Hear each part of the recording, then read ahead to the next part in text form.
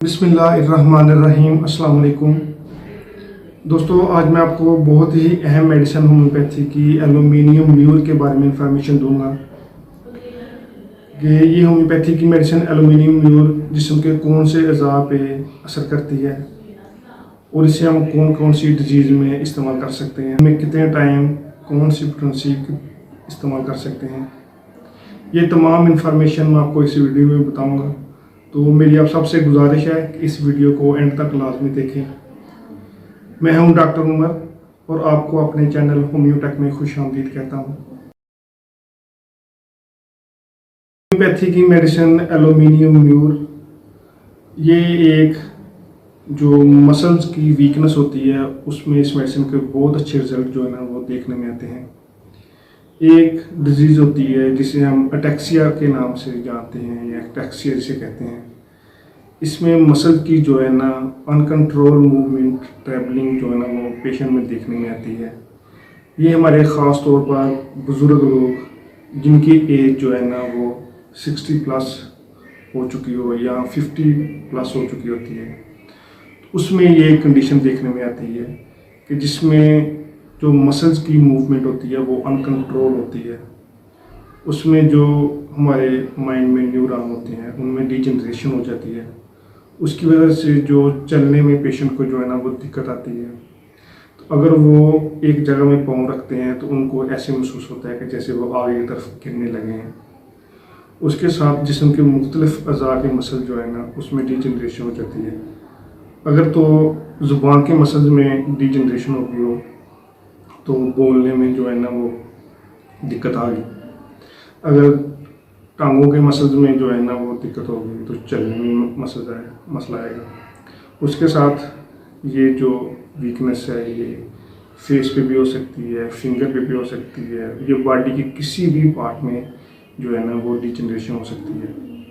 तो इसमें जो lack of coordination of muscles हैं वो माइंड के साथ जो है ना एक गैप आता है। तो उसमें ये मेडिसिन जो है ना बहुत अच्छा रिजल्ट दिखाती है। इनको ये मसला होता है कि इन पेशेंट को उनमें जो तकलीफ़ की एग्रीवेशन है वो सुबह के टाइम जो है ना वो ज़्यादा बढ़ती है। तो ये ख़ास तौर पर ऐसे लोगों के लिए मेडिसिन है जो ख़ास तौर पे थोड़े से मोटे होते हैं, फैट एंड फ्लैपी होते हैं, और जिनके साथ पे बहुत ज़्यादा पसीना आता है और जब वो चलते हैं तो उनको सांस लेने में जो है वो दिक्कत होती है। तो ऐसे लोगों के लिए ये बहुत ही अहम मेडिसिन है।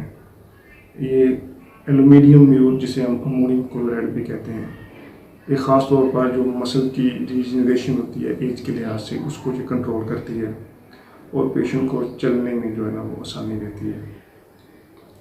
उसके साथ अगर हम देखें कि जिस्म के मुख्तलिफ अज़ा में ये किस तरह असर करती है, तो सबसे पहले अगर हम देखें तो ये आँखों पे असर करती है, बहुत अच्छा असर करती है।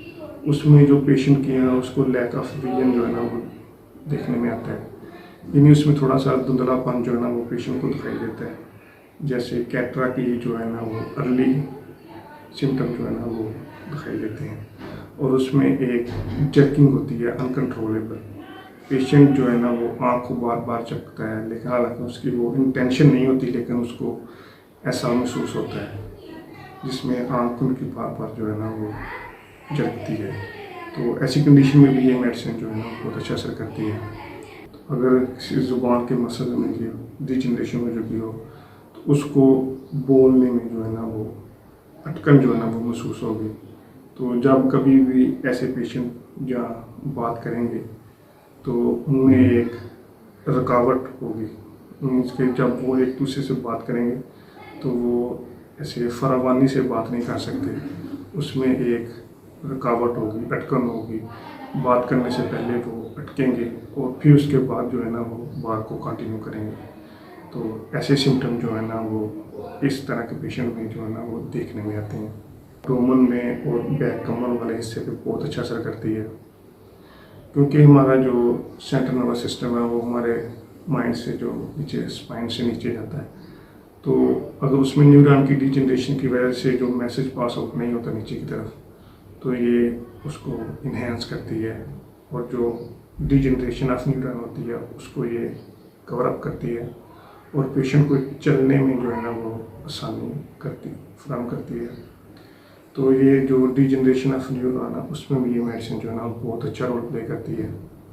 तो उसमें जो पेशेंट को सिम्टम देखने में आता है वो ये है कि पेशेंट जो है ना वो अनकंट्रोल जो है ना वो अपनी टांगों को ना ऐसे हिला रहा होता है, तो यानी उसमें गैर इरादी तौर पे जो टांगों की हरकत है ना वो देखने में आती है। तो उस तरह के पेशेंट में भी ये मेडिसिन बहुत अच्छा असर करती है। तो ऐसे पेशेंट में ख़ास तौर पे जो हथेलियों पे और जो फीट पे ना बहुत ज़्यादा पसीना जो है ना वो देखने में आता है। तो अगर किसी के हाथ पे या पाँव पे बहुत ज़्यादा पसीना आता है तो उनको ये चलने में थोड़ा सा रुकावट महसूस होती है, उनको ऐसे तरह का सेंसेशन महसूस होता है कि जैसे वो आगे की तरफ गिर जाएंगे। तो उसमें भी ये मेडिसिन जो है ना बहुत अच्छा रोल प्ले करती है। ये मेडिसिन जो है ना वो ख़ास तौर पे एंजाइटी और डिप्रेशन के लिए भी बहुत अच्छा असर करती है। और एंजाइटी और डिप्रेशन की वजह से अगर किसी को कॉन्स्टिपेशन का इशू है या किसी को हेडेक का इशू आ रहा है, क्योंकि ये न्यूरॉन पे असर करती है। और अगर किसी को डिप्रेशन है, एंजाइटी है और वो थोड़ा सा मोटा है, थुलथुला है, तो वो ऑल टाइम उनकी लेज़ी तबीयत है, तो उसमें लैक ऑफ कॉन्फिडेंस बहुत ही कम है। तो इस तरह के अगर किसी के साइन और सिम्टम महसूस हो रहे हैं तो उसमें भी ये मेडिसिन जो है बहुत अच्छा है। ये हमारा जो साइकोलॉजिकल डिसऑर्डर हो गया, यानी एंजाइटी, डिप्रेशन और उसकी जो सोचने की सलाहियत होती है उसमें भी बहुत अच्छा किरदार अदा करती है। यानी पेशेंट को जो है ना एक रिलीफ फराहम करती है, उनकी जो मसल्स की जो वीकनेस होती है उसको स्ट्रेंथन करके पेशेंट को चलने में और रोज़मर्रा की लाइफ गुजारने में जो है ना वो बहुत ज़्यादा हेल्प करती है। हमें इस्तेमाल करना चाहिए। तो अगर तो ये डिज़ीज़ किसी 10 साल के छोटे बच्चे को, ये पेशेंट को ये डिज़ीज़ है, तो उसमें ये मेडिसिन जो है ना 30 CH पोटेंसी में सुबह दोपहर शाम एक एक ड्रॉप जो है ना वो इस्तेमाल करने चाहिए। तो अगर तो ये डिज़ीज़ किसी बड़े को है, यानी 10 साल से बड़े किसी पेशेंट को जो इस तरह के साइन और सिम्टम महसूस होते हैं, तो उसमें ये मेडिसिन जो है 200 CH पोटेंसी में जो है ना सुबह दोपहर शाम जो है 3-3 ड्रॉप जो है ना खाना खाने के 1 घंटा पहले जो है ना वो इस्तेमाल करना चाहिए। तो ये थी होम्योपैथी की मेडिसिन एल्यूमिनियम म्यूर, जिसे हम अमोनियम क्लोराइड भी कहते हैं। ये ख़ास तौर पे जो मसल्स की वीकनेस होती है जिसे हम अटैक्सिया के नाम से जानते हैं, और इसमें मसल में क्रैम्प देखने में आते हैं और पेशेंट को चलने में जो है दिक्कत होती है, उसमें ये मेडिसिन बहुत अच्छा रोल प्ले करती है।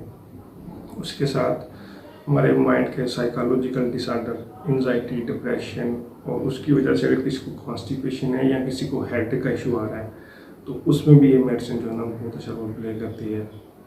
उसके साथ अगर किसी पेशेंट के जो हाथ थैलियों पे बहुत ज़्यादा पसीना आ रहा है या पाँव पे बहुत ज़्यादा, फीट पे बहुत ज़्यादा पसीना आता है, तो उसके साथ उनको एक चलने में दिक्कत है, तो उसमें भी ये मेडिसिन जो है ना वो बहुत अच्छा रोल प्ले करती है।